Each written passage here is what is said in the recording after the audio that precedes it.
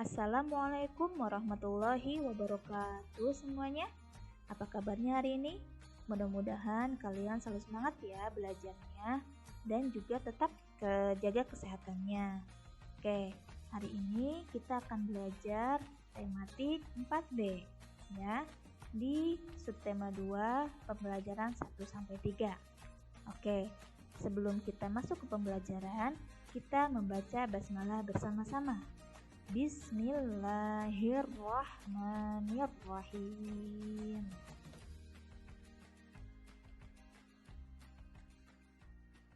Nah, hari ini kita akan belajar tentang teks petunjuk ya. Kemudian manfaat perubahan energi dan ada juga pembahasan tentang perubahan energi listrik ya. Kemudian sumber daya alam dan pemanfaatannya, pengalaman melaksanakan hak dan kewajiban, dan yang terakhir lagu sesuai tempo dan tinggi rendah nada. Oke, ini adalah materi-materi yang akan kita bahas hari ini.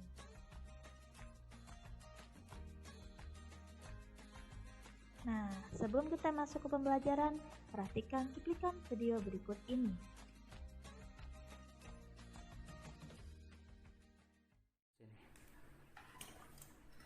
Ya, masuk ke sini. Kita akan uji coba sambil melihat bagaimana perbedaan.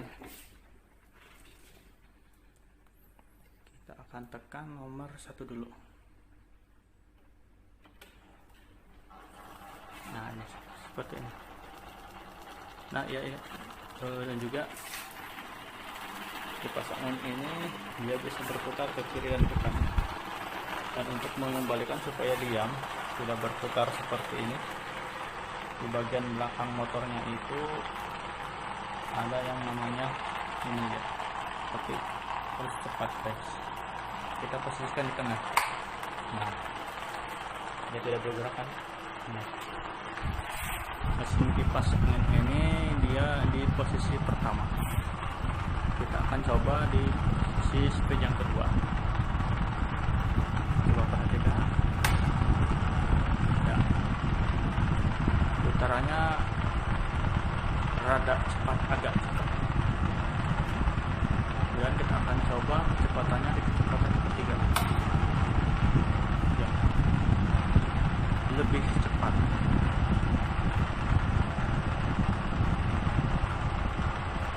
Ya, lumayan terasa dingin guys. Nah, sekarang kita akan mematikan kipas angin. Kita tekan tombol yang 0 ini. Kita tekan 1 kali. Iya. Isi cuplikan video tadi adalah tentang tutorial menggunakan kipas angin. Pastinya kalian sudah bisa ya menggunakan kipas angin dan di rumah juga pasti punya. Nah, di situ pun terdapat cara menggunakan kipas angin seperti apa. Kemudian di sana juga ada langkah-langkah petunjuknya ya, petunjuk dalam menggunakan kipas angin. Nah, untuk itu ada teks petunjuknya nih pasti nih. Nah, apa itu teks petunjuk? Teks petunjuk itu memiliki ciri-ciri sebagai berikut. Berisi cara menggunakan atau melakukan sesuatu, disampaikan atau disajikan secara berurutan ya, dari tahap awal sampai akhir, menggunakan kalimat perintah yang jelas dan tidak bermakna ganda atau ambigu. Nah, di buku kalian pun ada teks petunjuk ya tentang cara menggunakan kipas angin. Kalian bisa baca sendiri nanti di buku paket masing-masing ya.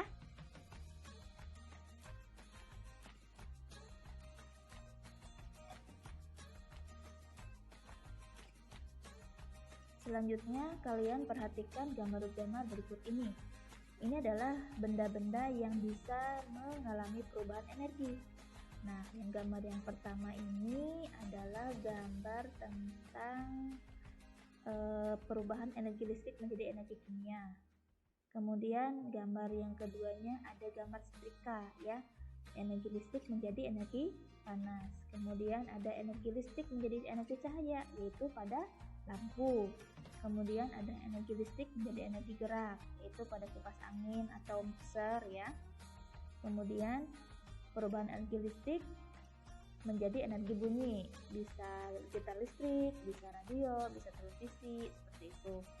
Dan yang terakhir, perubahan energi cahaya menjadi energi listrik, yaitu panel surya. Dia menggunakan cahaya matahari, sehingga bisa menghasilkan energi listrik. Nah, perubahan energi. Energi dapat berubah menjadi bentuk energi lain. Contohnya pada kipas angin tadi, yaitu mengubah energi listrik menjadi energi gerak. Saat kipas angin tidak dicolokkan kabelnya ke stop kontak, dia tidak akan berputar kan? Tetapi ketika dia menggunakan energi listrik, dia akan bergerak. Nah, itu tadi. Jadi kipas angin bisa berubah ya dari energi listrik menjadi energi gerak. Gerakan baling-baling kipas angin menghasilkan angin yang bermanfaat untuk menyejukkan ruangan.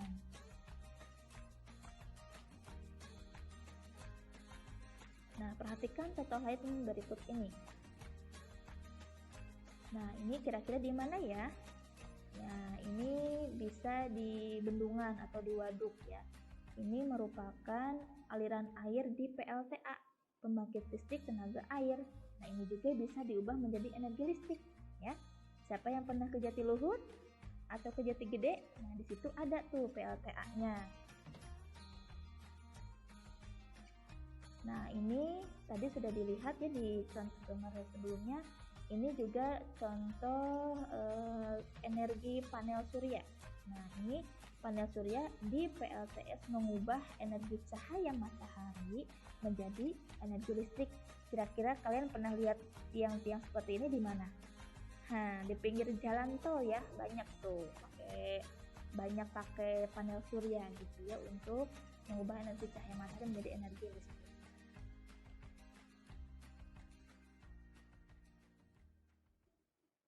Nah, ada juga sepeda pembangkit listrik nih nak, ya. Sekarang sudah ditemukan sepeda pembangkit listrik. Nah, ini bentuknya nih seperti ini. Ada juga kalau kalian bisa lihat di buku paket kalian masing-masing di halaman 55, ya. Sepeda pembangkit listrik. Nah, itu digunakan bisa menghidupkan lampu, radio, televisi, ya. Nah, sepeda ini tidak bisa bergerak, maksudnya tidak bisa maju gitu. Dia hanya diam di tempat saja. Walaupun dia di kayu, tapi dia tetap diam di sana gitu, tidak berpindah tempat gitu. Ya, ini sepeda ini penghasil listrik memanfaatkan putaran roda sepeda untuk menggerakkan dinamo. Nah, saat pedal di kayu, listrik akan mengalir ke dinamo. Mengayuh sepeda listrik selama 5 menit dapat menyalakan lampu neon selama setengah jam. Semakin lama sepeda statis di kayu, maka semakin banyak pasokan listrik yang tersimpan di dalam aki. Nah, selain itu, semakin banyak sepeda yang digunakan, maka semakin banyak pula listrik yang dapat dimanfaatkan. Nah, ya, itu tadi sepeda pembangkit listrik.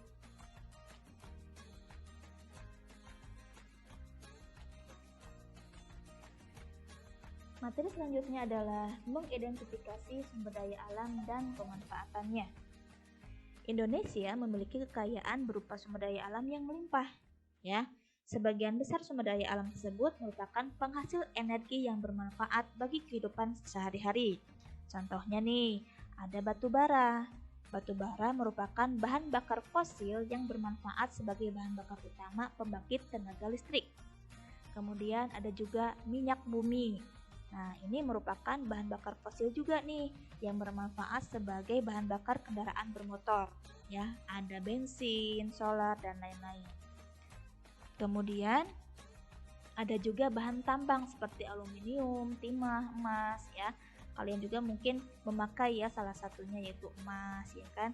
Ada yang berupa anting, gelang, kalung dan lain-lain. Aluminium juga banyak kita gunakan dan timah juga. Kemudian tumbuhan dan hewan laut. Nah, Laut Indonesia ini yang membentang luas juga menyimpan sumber daya alam yang melimpah. Berbagai jenis tumbuhan dan hewan laut dapat digunakan sebagai sumber pangan bergizi tinggi. Nah, contohnya rumput laut. Rumput laut merupakan bahan makanan yang bermanfaat untuk mencegah kanker dan pengeroposan tulang. Nah, ada juga ikan ya. Ikan merupakan salah satu sumber daya alam laut yang dimanfaatkan sebagai sumber pangan bergizi tinggi. Oke, itu kemudian ada lagi rempah-rempah ya. Rempah-rempah merupakan salah satu sumber daya alam yang bermanfaat untuk kesehatan tubuh ya. Kayak temulawak, kunyit dan lain-lain itu berguna untuk kesehatan kita. Ya, seperti sekarang ini nih ya, kita sering mengonsumsi jamu kayak empon-empon dan lain-lain itu dari rempah-rempah ya. Nah, selanjutnya ada hasil pertanian dan perkebunan. Tanah Indonesia ini sangat subur, nak, ya, membuat berbagai jenis tanaman dapat tumbuh dengan baik. Padi dan berbagai tanaman palawija menjadi sumber makanan pokok, ya. Seperti ada kopi juga, teh, ya kan, perkebunannya banyak di Indonesia ini. Nah, untuk itu, mari kita jaga kelestarian sumber daya alam ini agar manfaatnya dapat kita rasakan hingga generasi selanjutnya, ya.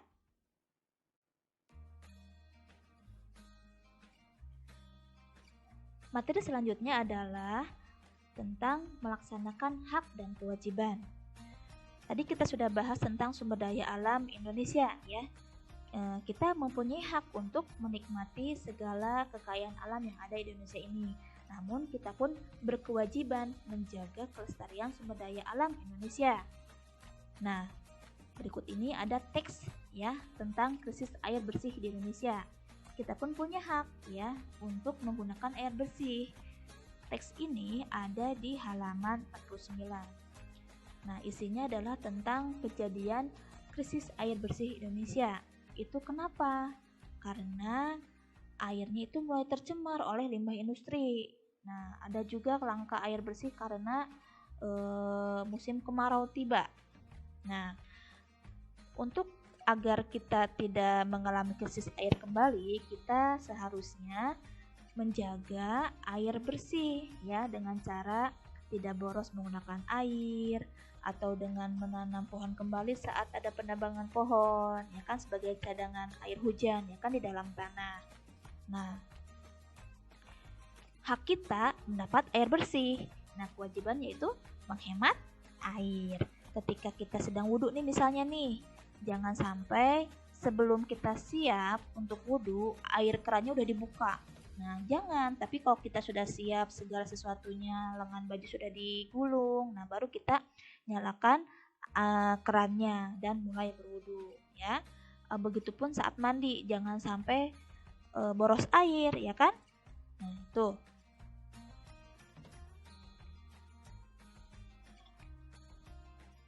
Sebelum kalian mendapatkan hak, nah kalian harus melaksanakan kewajiban dahulu ya. Misalkan di lingkungan rumah nih, kalian harus membantu orang tua, kemudian juga agar disayang Allah harus melaksanakan salat fardu 5 waktu, ya kan, bersedekah atau menyayangi sesama. Pun di lingkungan sekitar, kalian harus menjaga kebersihan lingkungan, jangan sampai buang sampah sembarangan, ya kan. Nah, atau mencoret-coret lingkungan sekitar, misalkan di dinding-dinding seperti itu tidak boleh ya. Oke, kita lanjut ke materi selanjutnya adalah tentang lagu. Nah, lagu sesuai tempo dan tinggi rendah nada. Ya. Apa sih tempo ini? Tempo adalah cepat lambatnya lagu dinyanyikan atau dimainkan. Nah, kalian tahu kan lagu itu ada yang nyanyinya lambat, ada yang nyanyinya cepat. Nah, berikut ini adalah beberapa nama-nama tempo. Ya, ada 13 tempo. Ini Ibu ambil dari buku paket kalian. Kalian bisa baca ya. Ada tempo adagio, tempo largo, larghetto, maestoso, allegro, allegretto, moderato, presto, vivace, prestissimo, di marcia, con brio, dan con bravura. Ya, untuk pengertiannya atau cara menyanyikannya kalian bisa baca di halaman 51 ya. Nah, di sana pun ada contoh lagu Menanam Jagung. Nah, dinyanyikannya riang atau temponya allegretto ya. Dinyanyikan ringan, hidup gembira dan sedikit lambat ya, dari allegro. Nah, ini Menanam Jagung. Kalian tahu kan lagunya? Ya, oke.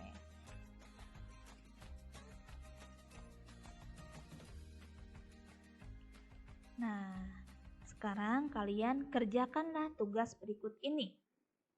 Ada 2 soal. Yang pertama, tuliskan di buku tulis jenis tempo dari lagu-lagu berikut ini. Ada lagu Rayuan Pulau Kelapa, ada lagu Desaku Yang Kucinta, dan Garuda Pancasila. Kalian boleh lihat di Google atau di buku paket juga ada sebagian lagunya ya, kalian boleh cari. Atau mau lihat di buku lagu-lagu nasional ya, ada tuh di sini ya. Kalian lihat, silakan tulis temponya ini apa nih? Rayuan Pulau Kelapa temponya. Kemudian Desaku Yang Kucinta temponya apa? Garuda Pancasila temponya apa? Nah, kemudian yang kedua, amatilah sekelilingmu. Temukan peralatan atau benda-benda yang mengalami perubahan energi listrik. Tuliskan dalam bentuk tabel. Nah, kalian lihat nih di rumah nih, ada alat elektronik apa aja nih? Dan perubahan energinya apa?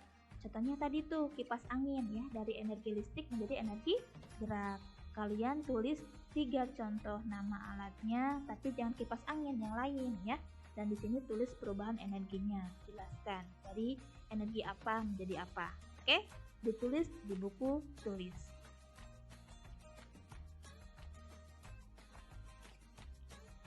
Alhamdulillahirrabbilalamin, pembelajaran kali ini sudah selesai. Semoga pembelajaran hari ini bermanfaat ya. Assalamualaikum warahmatullahi wabarakatuh semuanya.